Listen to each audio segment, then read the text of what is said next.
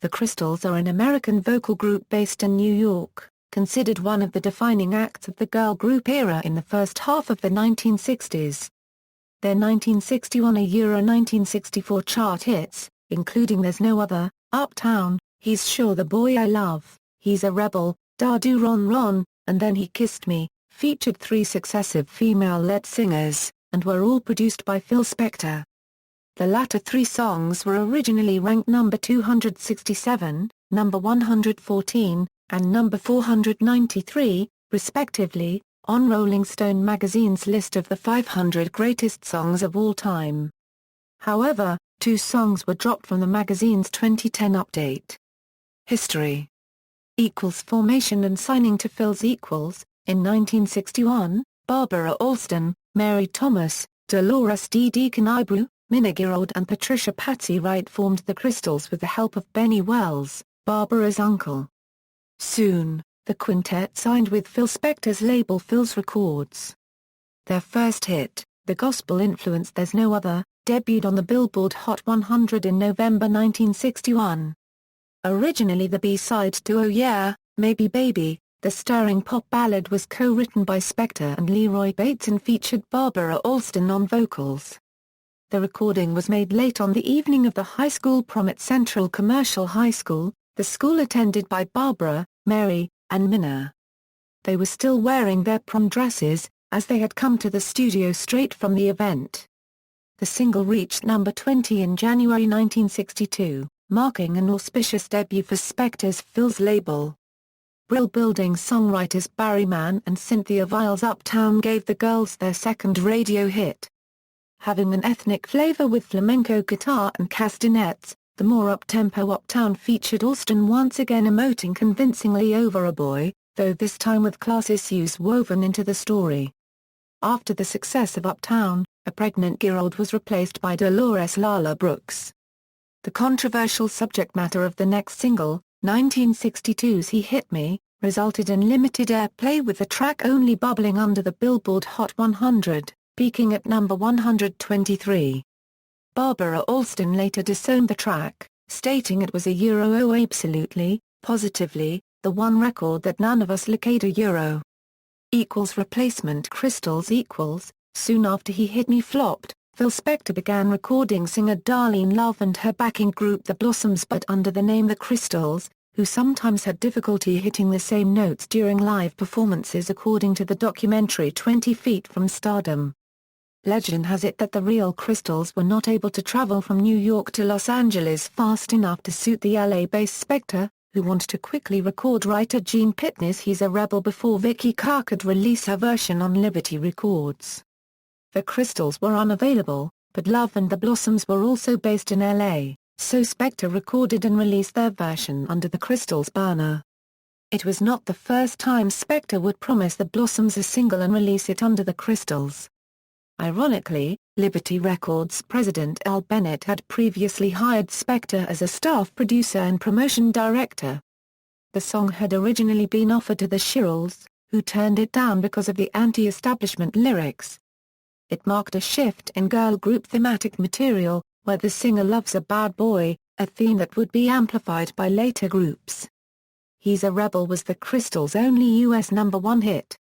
Their follow-up single, He's Sure the Boy I Love, in actuality also featured Love and the Blossoms. It reached number 11 on the Billboard chart, and features a spoken intro by Darlene Love. Let's Dance the Screw. After the success of He's a Rebel, Spector wanted to sever his partnership with Lester Sill. Spector felt that as he was a writer and producer he shouldn't have to split royalties.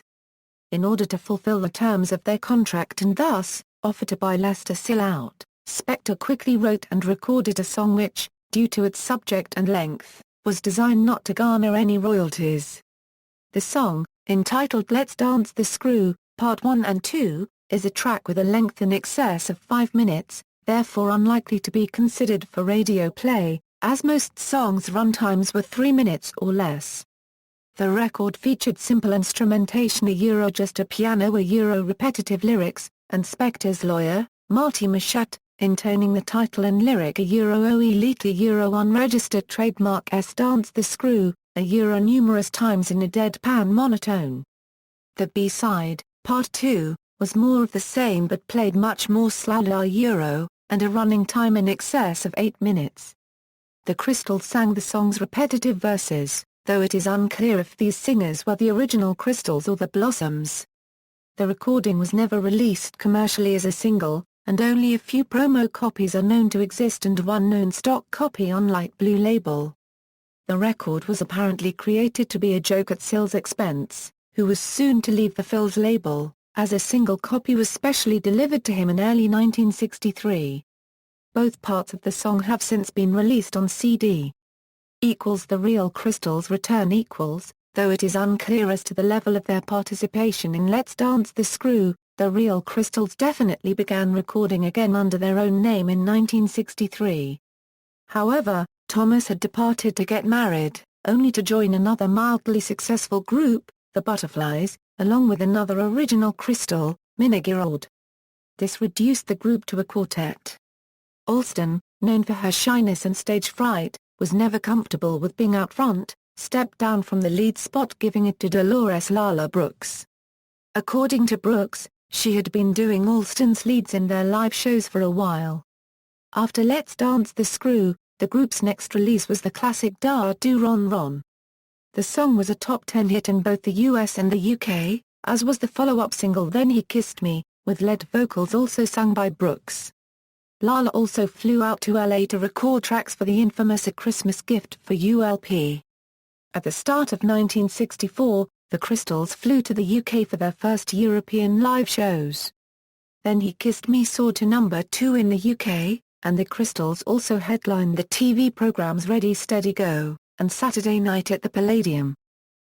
Mounting tension and breakup. Despite the steady flow of hit singles, tensions between Spector and the Crystals mounted. Already unhappy with having been replaced by Love and the Blossoms on 2 singles, the Crystals were even more upset when Spector began focusing much of his time on his other girl group the Ronettes. Not only did the Ronettes become Phil's Records' priority act, the Ronettes actually replaced the Crystals on 4 album tracks on the 1963 compilation LP The Crystals Sing the Greatest Hits. As well, there were disputes about royalties, with the Crystals feeling that Spector was withholding royalty money that was owed to them. 2 failed Crystals singles followed before the band left Spector's Phil's Records for United Artists Records in 1964. Little Boy, which reached number 92, was a wall of sound production that was layered multiple times, which meant that the vocals were hard to distinguish from the music. All Grown Up, their final Phil's single, only reached number 98. 1964 also saw the departure of Wright, who was replaced by Francis Collins, a dancer whom they had met while touring. Toward the end of that year Alston departed, leaving the group a trio.